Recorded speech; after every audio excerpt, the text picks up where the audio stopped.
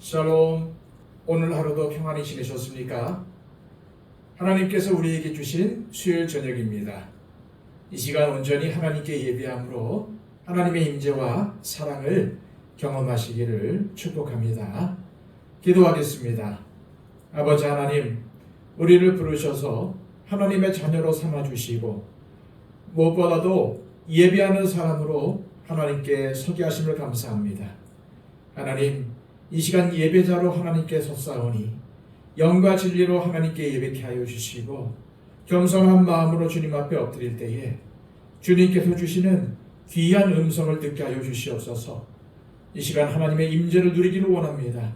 하나님의 은혜를 체험하기를 소망합니다. 이 시간 겸손한 마음으로 또 가난한 마음으로 주님께 엎드린 주님의 백성들을 친히 만져주시고 한 사람 한 사람 하나님의 은혜를 채워주셔서 주님 모든 좌절과 슬픔으로부터 일으켜주시고 이제 주님의 말씀을 붙잡고 힘있게 세상을 살아갈 수 있도록 인도하여 주시옵소서. 주님, 이 예배를 통해서 온전히 하나님의 음성을 듣기를 원하오니 성령님 친히 이 시간을 주관하여 주시고 우리의 예배를 받아 주시옵소서. 예수 그리스도의 이름으로 기도하옵나이다. 아멘. 다 함께 찬송가 254장 찬양 드립니다.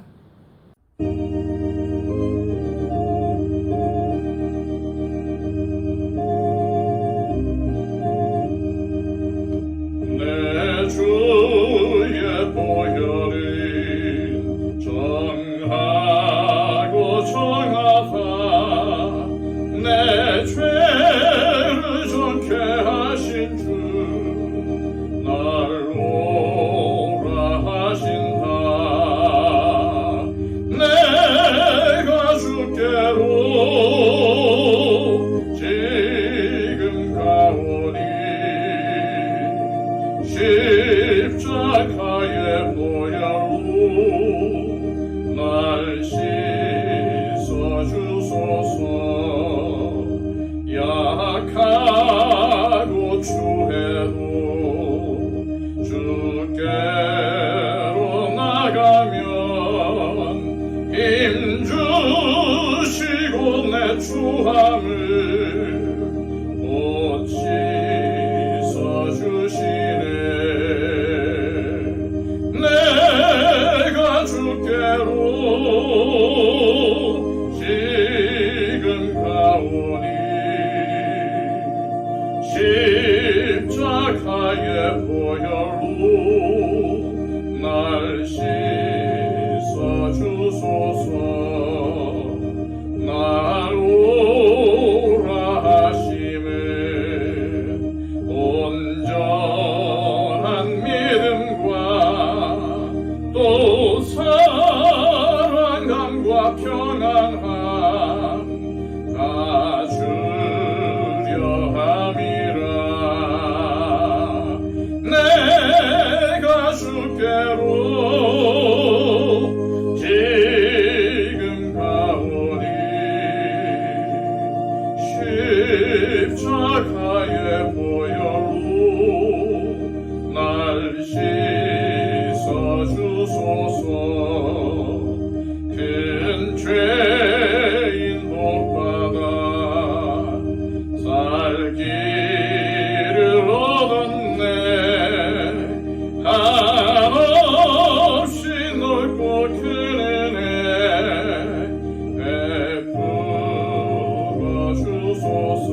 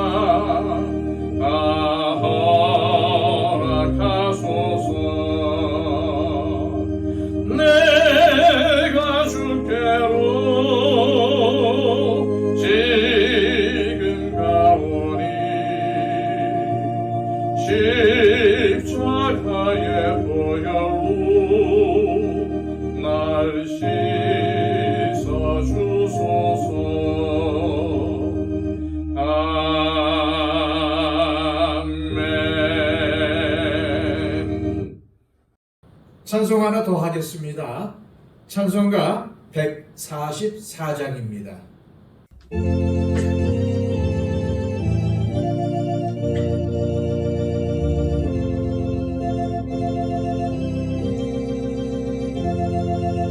예수 나를 위하여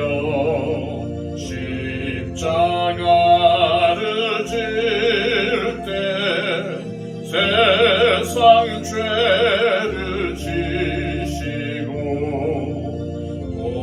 고초당하셨네. 예수님 나의 죄 위하여 몸에 피를 흘리니 죄인 받으소서.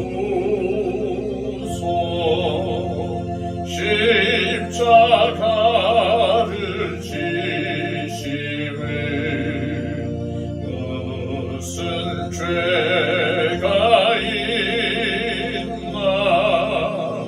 전무치한 사람들 메시아 죽였네. 예수님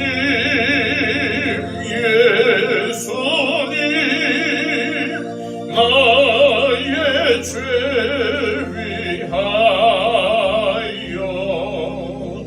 몸에 피를 흘리니 죄인 받으소서.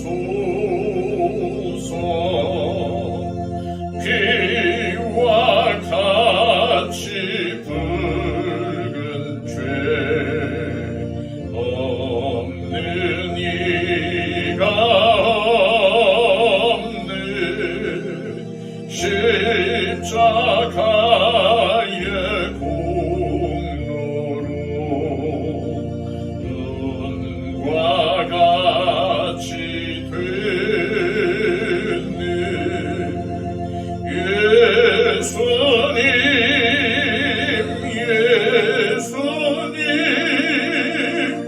나의 죄 위하여 몸에 피를 흘리니 죄인 받으소서.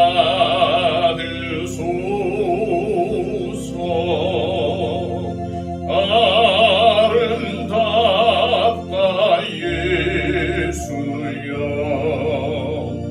나의 좋은 친구. 예수 공로 아니면 영원 형벌 받네. 예수님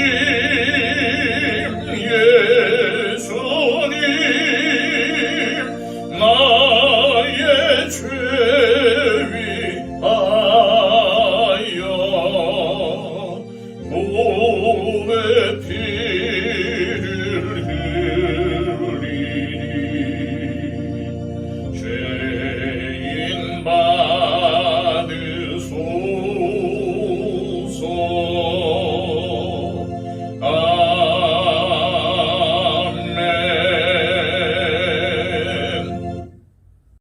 이 시간 우리에게 주시는 하나님의 귀한 말씀은 신약성경 요한복음 18장 1절에서 14절까지의 말씀입니다. 신약성경 178쪽입니다. 예수께서 이 말씀을 하시고 제자들과 함께 기드론 시내 건너편으로 나아가시니 그곳에 동산이 있는데 제자들과 함께 들어가시니라. 그것은 가끔 예수께서 제자들과 모이시는 곳이므로 예수를 파는 유다도 그것을 알더라. 유다가 군대와 대제사장들과 바리새인들에게서 얻은 아랫사람들을 데리고 등과 횃불과 무기를 가지고 그리로 오는지라. 예수께서 그 당할 일을 다 아시고 나아가 이르시되 너희가 누구를 찾느냐? 대답하되 나사렛 예수라 하거늘 이르시되 내가 그니라 하시니라. 그를 파는 유다도 그들과 함께 섰더라. 예수께서 그들에게 내가 그니라 하실 때에 그들이 물러가서 땅에 엎드러지는지라. 이에 다시 누구를 찾느냐고 물으신대 그들이 말하되 나사렛 예수라 하거늘 예수께서 대답하시되 너희에게 내가 그니라 하였으니 나를 찾거든 이 사람들이 가는 것은 용납하라 하시니 이는 아버지께서 내게 주신 자 중에서 하나도 잃지 아니하였사옵나이다 하신 말씀을 응하게 하려 함이로라. 이에 시몬 베드로가 칼을 가졌는데 그것을 빼어 대제사장의 종을 쳐서 오른편 귀를 베어버리니 그 종의 이름은 말고라. 예수께서 베드로더러 이르시되 칼을 칼집에 꽂으라. 아버지께서 주신 잔을 내가 마시지 아니하겠느냐 하시니라. 이에 군대와 천부장과 유대인의 아랫사람들이 예수를 잡아 결박하여 먼저 안나스에게로 끌고 가니 안나스는 그 해의 대제사장인 가야바의 장인이라. 가야바는 유대인들에게 한 사람이 백성을 위하여 죽는 것이 유익하다고 권고하던 자로라. 아멘. 2차 세계대전이 끝나갈 무렵에 일본군이 마지막으로 발악한 가미가제 특공대에 대한 이야기를 들어보셨을 것입니다. 가미가제란 일본어의 뜻은 신풍, 즉 신이 내려준 바람이라는 뜻입니다. 신풍, 즉 가미가제에 대해 전해지는 이야기가 있습니다. 1274년, 1281년에 몽골군이 고려군과 연합하여 배를 타고 일본을 침공했습니다. 바로 그때 강한 바람에 의해 몽골과 고려연합군의 배가 일본 땅에 상륙해보지도 못하고 모두 침몰해버렸습니다. 그 후부터 일본 사람들은 가미가제, 즉 신풍이 일본을 구했다고 믿었습니다. 일본은 2차 세계대전에서 패전의 위기에 놓이자 비행특공대를 조직해 그 이름을 가미가제 특공대라고 했습니다. 가미가제, 즉 일본을 위기에서 구하는 신의 바람이 되기를 원했던 것입니다. 전투기에 조종사 한 명만 타고 나머지 자리에는 폭탄을 잔뜩 실었으며 연료는 목적지까지 갈 수 있을 만큼만 주입했습니다. 살아서 돌아올 수 없는 죽음의 출격이었습니다.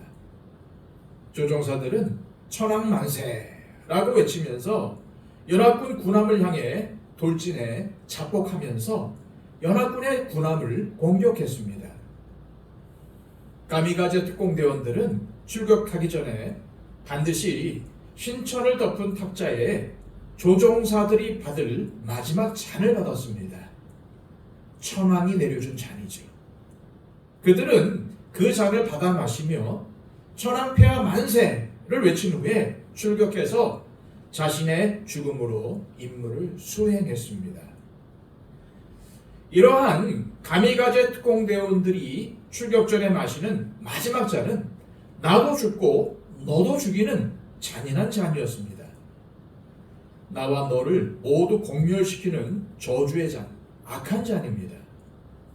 그런데 오늘 본문에는 예수님께서 마셔야 할 아버지께서 주신 잔에 대한 말씀이 나옵니다. 그 잔도 역시 죽음의 잔입니다. 그러나 예수님께서 마실 아버지께서 주신 잔은 나도 죽고 너도 죽이는 그런 잔이 아니라 나는 죽고 너는 살리는 잔입니다. 예수님은 눈앞에 다가온 십자가의 죽음의 잔이 얼마나 고통스러운지를 잘 알고 계셨기에 십자가에 달려 돌아가시기 전날 밤에 제자들과 함께 감람산에 올라가셔서 밤새도록 기도하셨습니다. 마태복음 26장에 기록이 되어 있는 그 장면을 읽어보면은 예수님께서 십자가의 죽음의 잔을 앞두고 얼마나 고통스러워 하셨는지를 잘 알 수가 있습니다. 마태복음 26장 36절에서 39절까지의 말씀입니다. 이에 예수께서 제자들과 함께 겟세마네라 하는 곳에 이르러 제자들에게 이르시되 내가 저기 가서 기도할 동안에 너희는 여기 앉아 있으라 하시고 베드로와 세베대의 두 아들을 데리고 가실새 고민하고 슬퍼하사 이에 말씀하시되 내 마음이 매우 고민하여 죽게 되었으니 너희는 여기 머물러 나와 함께 깨어 있으라 하시고 조금 나아가사 얼굴을 땅에 대시고 엎드려 기도하여 이르시되 내 아버지여 만일 할만하시거든 이 잔을 내게서 지나가게 하옵소서. 그러나 나의 원대로 마시옵고 아버지의 원대로 하옵소서 하시고, 여기에 보면 예수님께서 죽음의 잔을 앞두고 고민하고 슬퍼하셨다고 기록되어 있습니다. 그뿐이 아닙니다. 예수님은 제자들에게 내 마음이 매우 고민하여 죽게 되었으니 라고 하셨으며 얼굴을 땅에 대시고 엎드려 기도하여 이르시되 내 아버지여 만일 할만하시거든 이 잔을 내게서 지나가게 하옵소서 라고 하십니다. 예수님은 자신이 마셔야 할 잔의 고통이 얼마나 혹독한 것인지 잘 알고 계셨고 그로 인해 많은 고통과 두려움을 느끼셨습니다. 십자가의 죽음의 고통을 얼마나 두려워하셨는지를 누가복음 22장 44절에서 예수께서 힘쓰고 애써 더욱 간절히 기도하시니 땀이 땅에 떨어지는 핏방울 같이 되더라 라고 기록하고 있습니다. 땀이 땅에 떨어지는 핏방울 같이 되더라 라는 말은 땀에 피가 섞여 나왔다는 말입니다. 얼마나 몸부림치며 애간장이 타는 기도를 하셨으면, 죽음의 두려움에 얼마나 몸부림치셨으면 흐르는 땀에 피가 섞여 핏방울같이 되었겠습니까? 이제 우리는 예수님의 고난과 죽으심을 기록한 요한복음 18장과 19장을 살펴보게 됩니다. 만일 예수님의 고난과 죽으심이 없었다면 이제까지의 모든 것이 헛되고 무의미하며 복음도 없고 구원도 없을 것입니다. 다시 말해 예수님의 고난과 죽음이 없다면 예수님의 모든 가르침은 우리를 구원에 이르게 할 수 없습니다. 예수님은 깨닫지 못하는 사람들에게 가르치러 오신 것이 아닙니다. 즉 우리는 뭔가를 깨우쳐서 구원받는 존재가 아닙니다. 예수님은 깨닫지 못하는 저와 여러분들을 구원하시기 위해서 죽으러 오셨습니다. 이것이 복음입니다.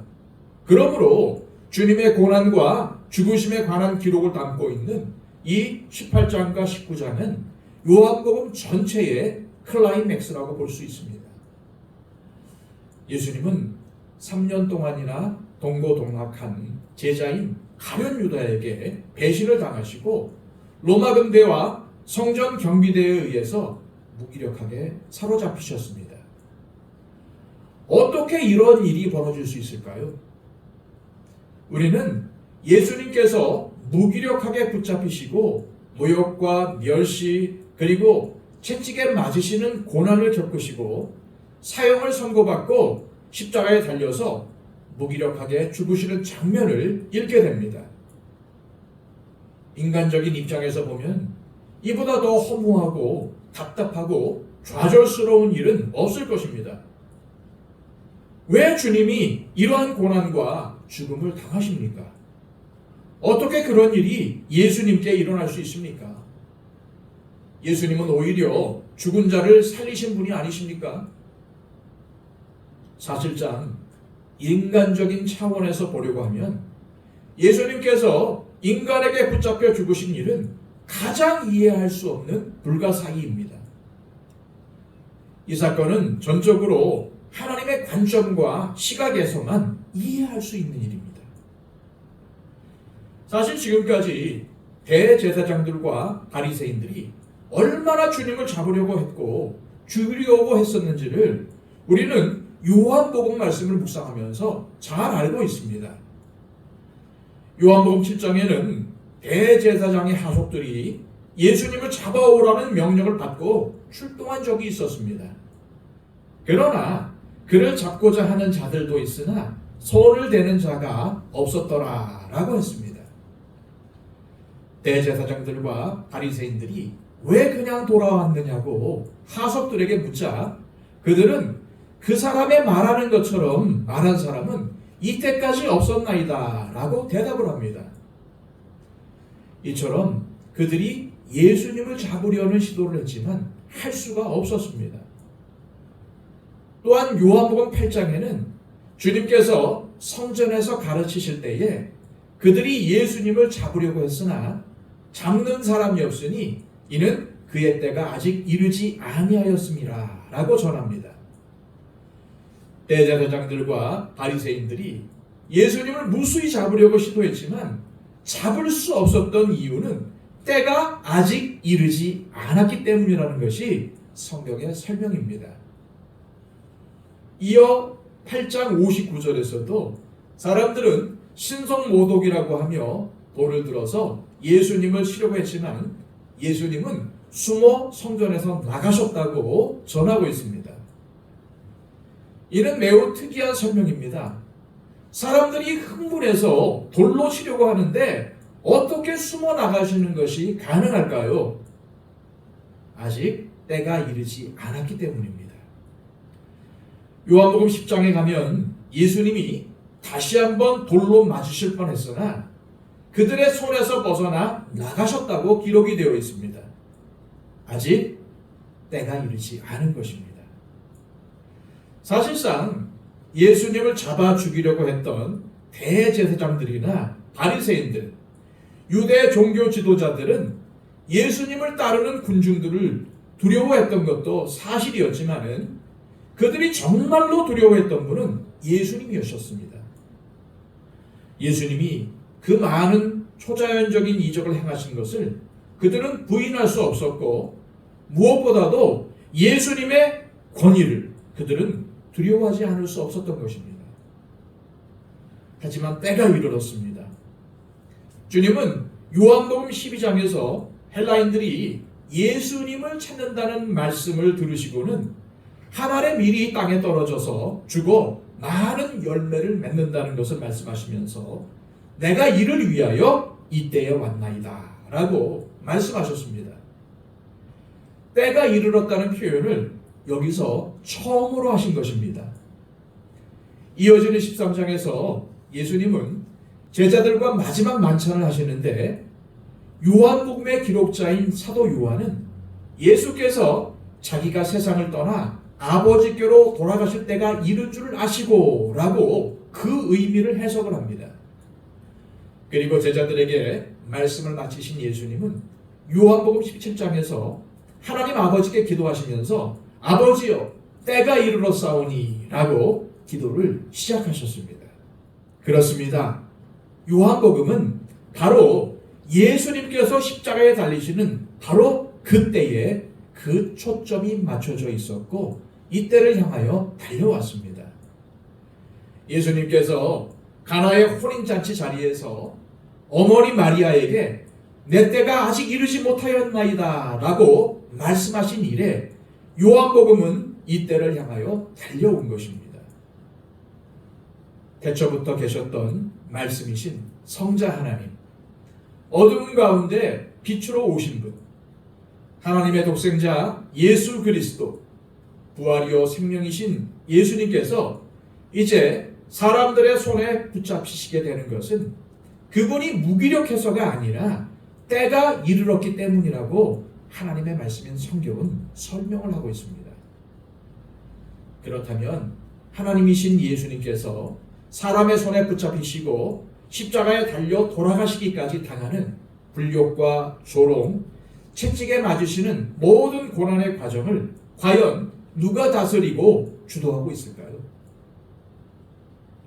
아마 대제사장들과 바리새인들을 비롯한 유대 종교 지도자들은 드디어 몇 년 동안 소가리를 하면서도 어쩌지 못했던 예수를 체포해서 이제야 주도권을 가지고 자신들이 원하는 대로 하게 되었다고 생각을 했을 것입니다. 사실 그들은 6월절 명절 기간에는 예루살렘이 원근 각처에서 올라온 사람들로 가득 차기 때문에 예수님을 잡는 것이 불가능하다고 판단했었습니다. 게다가 예수님께서 며칠 전 예루살렘에 입성하실 때 호산나라고 환호하는 많은 백성들을 보았기에 그들은 예수님을 잡는다는 생각은 하지 못했을 것이 당연합니다. 그런데 생각지도 못했던 일이 벌어졌습니다. 예수의 제자인 가룟 유다가 그 저녁에 자신들에게 와서 조용히 예수를 잡을 방법을 알려주었을 때, 예수의 무리 중에 배신자가 있다는 사실을 알게 되었을 때, 그리고 똑똑한 가룟 유다가 예수가 이제 자신이 십자가에 달려 죽을 것이라는 사실을 여러 차례 제자들에게 말하고 있으며 그때가 왔다는 사실을 제자들에게 알리고 있다고 그들에게 전했을 때 그들은 다시 올 수 없는 완벽한 기회가 왔다고 판단했을 것입니다. 그래서 그들은 비로소 자신들의 뜻을 이룰 기회를 얻고 주도적으로 움직이기 시작했습니다.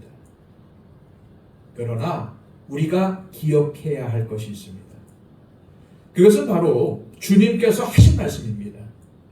요한복음 10장 17절 18절 말씀입니다. 내가 내 목숨을 버리는 것은 그것을 내가 다시 얻기 위함이니 이로 말미암아 아버지께서 나를 사랑하시느니라. 이를 내게서 빼앗는 자가 있는 것이 아니라 내가 스스로 버리노라. 나는 버릴 권세도 있고 다시 얻을 권세도 있으니 이 계명은 내 아버지에게서 받았노라 하시니라. 예수님은 예수님 자신이 스스로 목숨을 버리는 것이지 그 누구도 예수님으로부터 목숨을 빼앗는 것이 아니라고 말씀하고 계십니다.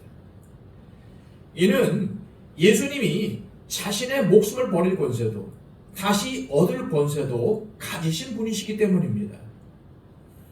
이것이 우리가 예수님의 고난과 죽으심을 묵상할 때 잊지 말아야 하는 사실입니다.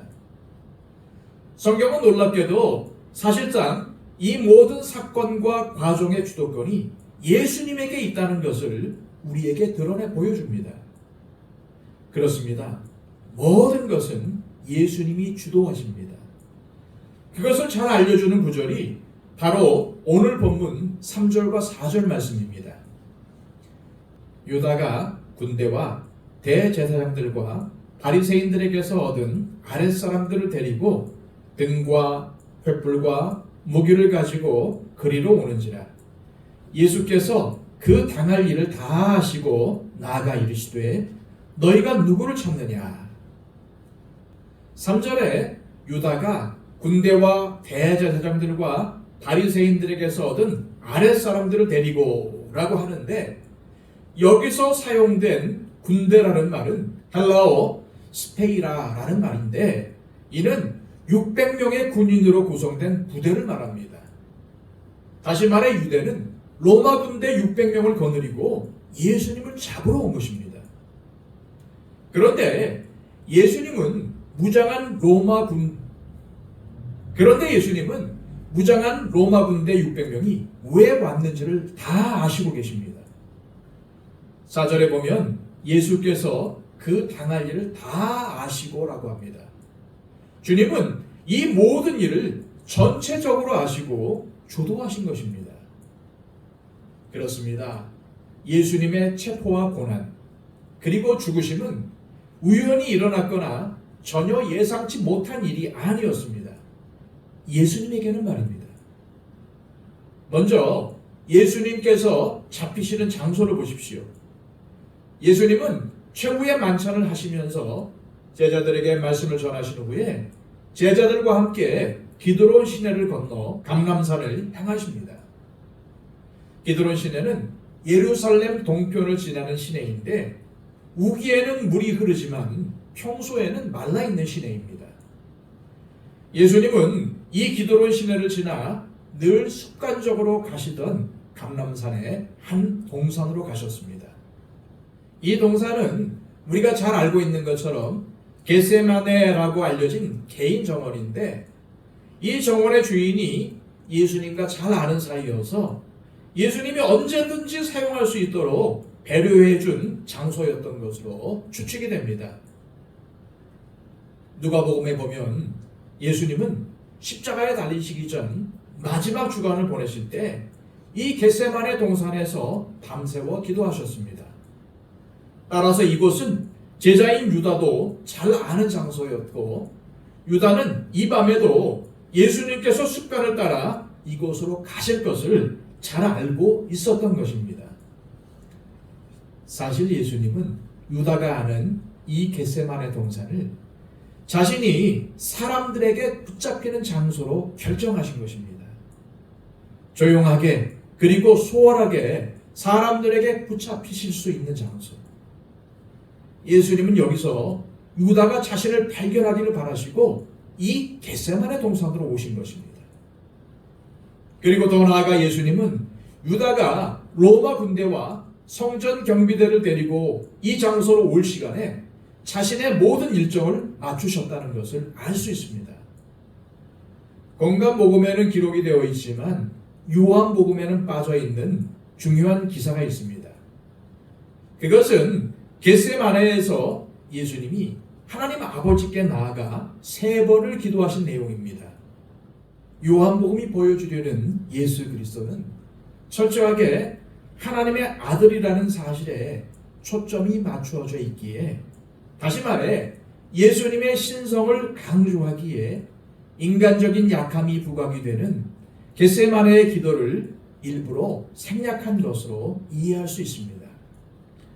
예수님은 겟세마네에 도착하시자마자 잡히신 것이 아닙니다. 예수님은 겟세마네 동산에서 기도하셨습니다. 3명의 제자인 베드로, 요한, 야고보만을 데리고 더 나가셔서 3차례 기도하셨습니다. 시간이 얼마나 흘렀을까요?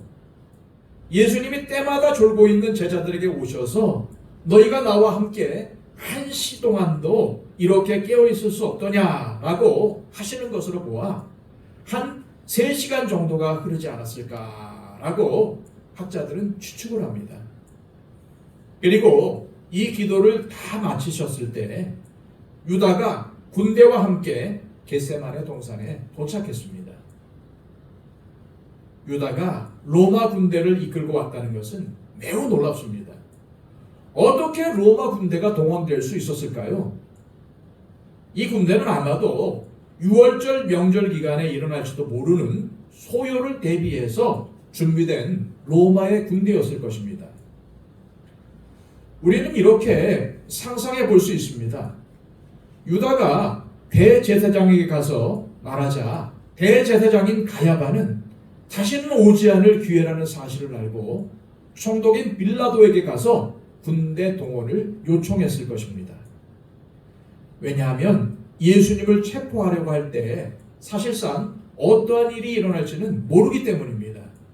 이것이 결정되는 데에는 아무리 급박하게 돌아간다고 해도 어느 정도의 시간이 흘렀을 것입니다.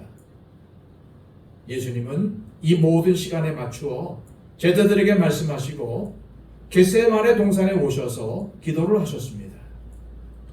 바로 이것이 오늘 본문 말씀이 우리에게 알려주는 내용입니다.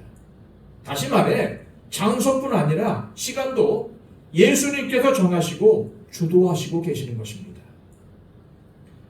우리는 여기서 예수님의 용기를 엿볼 수 있습니다. 예수님은 기다리지 않으십니다. 오히려 예수님은 다 아시고 나아가 배신자 유다와 600명의 로마 군대를 맞으십니다. 우리는 살아가면서 때때로 마주치기 싫은 일들을 경험합니다. 그래서 회피하거나 돌아가곤 하죠. 이런 우리를 대신하여 예수님은 악을 마주하십니다. 배신자 유다를 마주하십니다. 그리고 하나님의 독생자를 모욕하고 채찍질하고 죽일 인간들에게 자기 자신을 맡기시기 위하여 그들을 마주하십니다. 더 나아가 우리의 죄에 대한 하나님의 진노가 담긴 십자가가 두려워 회피하거나 돌아가지 않으시고 그 십자가를 마주하십니다. 주님은 조금도 후동적이거나 소극적으로 행동하지 않으십니다. 4절에서 6절까지의 말씀입니다. 예수께서 그 당할 길을 다 아시고 나아가 이르시되 너희가 누구를 찾느냐 대답하되 나사렛 예수라 하거늘 이르시되 내가 그니라 하시니라. 그를 파는 유다도 그들과 함께 섰더라. 예수께서 그들에게 내가 그니라 하실 때에 그들이 물러가서 땅에 엎드러지는지라. 예수님은 어둠 속에서 유다와 로마 군대를 향하여 너희가 누구를 찾느냐라고 물으십니다. 그들에게서 나사렛 예수를 찾는다는 대답을 들으신 주님은 내가 바로 그 사람이다 라고 자신을 밝히셨습니다. 영어 성경에는 이것을 I am he 라고 번역했습니다. 그런데 예수님의 이 말은 구약 성경에서 하나님의 이름을 말하는 것과 동일한 방식입니다. 하나님의 이름을 모세가 물었을 때 하나님은 나는 스스로 있는 자니라 라고 답하셨습니다. 따라서 예수님이 내가 그니라 라고 답하신 것은 예수님 자신이 하나님이심을 선포하고 계시는 것입니다. 여기서 사도 요한은 놓치지 않고 의미 있는 사건을 하나 기록했습니다.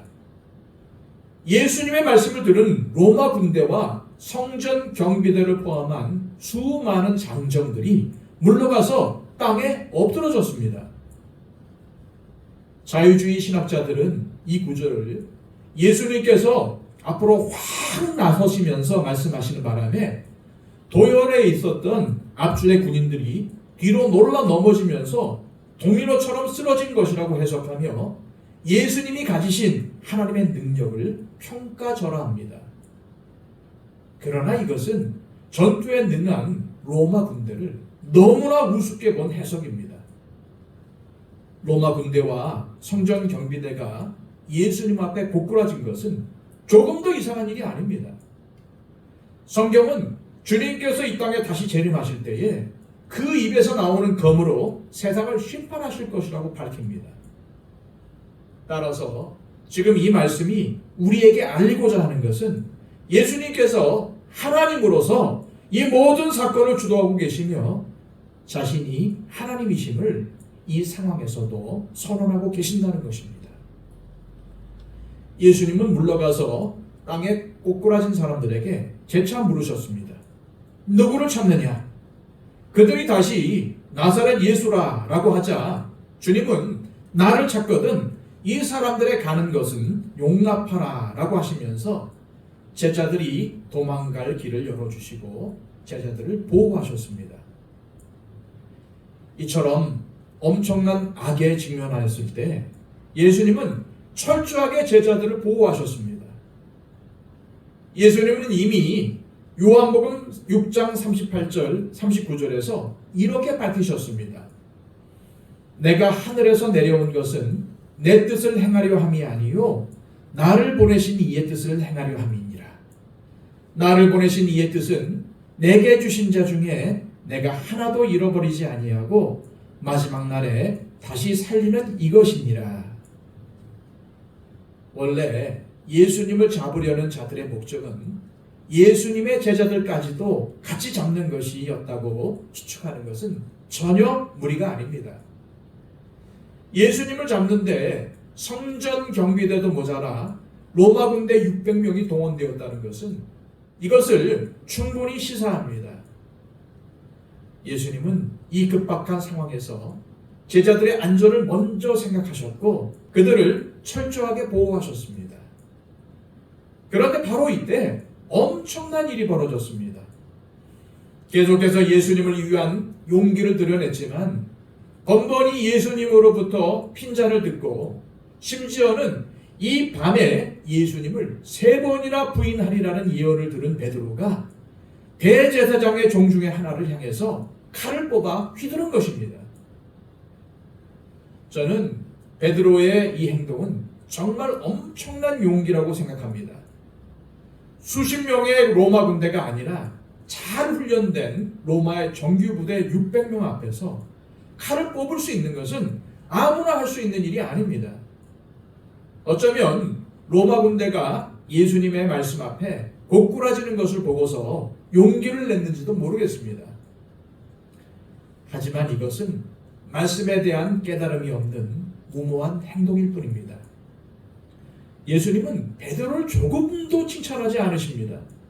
그러한 방식으로는 하나님의 뜻을 이룰 수가 없기 때문입니다. 하나님은 인간에게 의존하시지도 인간의 열심과 도움이 필요하시지도 않습니다. 그런데 우리는 이러한 사실을 잘 받아들이려 하지 않습니다. 주님을 위해 내가 뭔가를 해야 한다고 생각하기 때문입니다. 하나님은 스스로 계시는 분이십니다. 예수님은 자신이 원하면 12영도 더 되는 천사를 불러올 수 있다고 하셨습니다. 여기서 영은 로마의 군단으로 6,000명으로 구성된 대부대입니다. 그러나 예수님은 그렇게 하지 않으셨죠. 왜냐하면 주님의 나라는 세상에 속하지 않기 때문입니다. 주님의 나라는 십자가를 통해서만 세워지기 때문입니다. 칼을 쓰는 용감한 자들을 통해서가 아니라 자기의 십자가를 지는 믿음의 사람들을 통해서 하나님의 나라가 세워지기 때문입니다.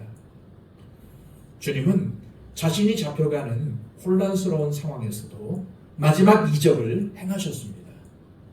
바로 베드로의 칼에 상한 대제사장의 종의 귀를 만져 낫게 하신 것입니다.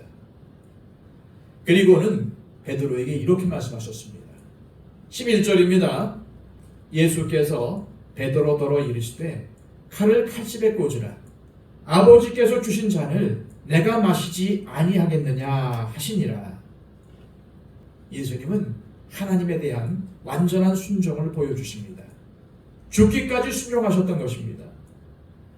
예수님이 마셔야 하는 잔은 하나님의 진노의 잔입니다. 원래 이것은 우리가 마셔야 할 잔이었으나 예수님은 우리를 대신하여 이것을 남김없이 다 드셨습니다. 그러므로 예수님은 로마 군대와 유대 종교 지도자들에 의해 억울하게 죽임을 당한 피해자가 아닙니다. 예수님의 죽음을 이렇게 생각을 했던 히틀러는 유대인 학살의 정당성을 여기서 찾았지만 성경은 예수님의 십자가 사건을 그렇게 설명하지 않습니다. 오히려 예수님의 십자가 사건은 성부 하나님께서 주시는 진노의 잔을 성자 하나님이신 예수 그리스도께서 죄인들을 위하여, 더 정확하게는 아버지께서 예수님께 주신 사람들을 위하여 대신 받으신 사건입니다. 그리고 이 일을 예수님은 주도적으로 행하셨습니다. 두려움 없이 악에 대해 마주 서셨고 하나님의 진노의 잔을 받으셨습니다. 왜 그러신 걸까요? 저와 여러분들을 사랑하시기 때문입니다. 그러므로 예수님은 권력에 의해서 희생된 억울한 피해자가 아닙니다. 오히려 예수님은 이 일을 통해서 우리의 구주가 되신 하나님이십니다. 예수님은 인류 역사에 가장 사나운 폭풍이 몰아치던 그 밤에 모든 것을 다 아시고 주도권을 가지시고 십자가를 향해 걸어가신 분이십니다. 예수님께서 잡히실 때 아무도 예수님이 이 모든 일을 주관하신다고 상상조차 할 수 없었습니다. 그러나 예수님은 이 모든 일들을 주도하고 계셨기에 조금의 동요도 없이 사람의 손에 잡히시고 죄인의 구원을 위한 자신의 사명을 향해서 걸어가셨습니다. 바로 이분이 저와 여러분의 주님이시라는 사실을 기억하시기 바랍니다. 다 함께 기도하겠습니다. 하나님 아버지, 오늘 말씀을 통해 우리에게 예수님의 십자가를 다시 생각하게 하심을 감사합니다.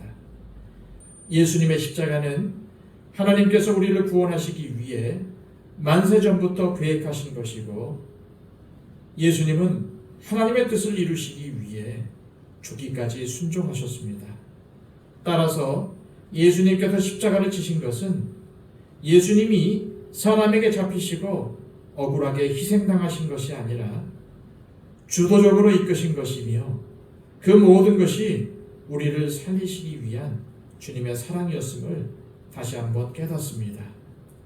주님, 우리도 주님의 사랑을 본받게 하시고 주님을 본받아 이 세상을 소극적이며 억지로 살아가는 것이 아니라 적극적이며 주도적인 삶을 살아가게 하옵소서. 예수 그리스도의 이름으로 기도하옵나이다. 아멘.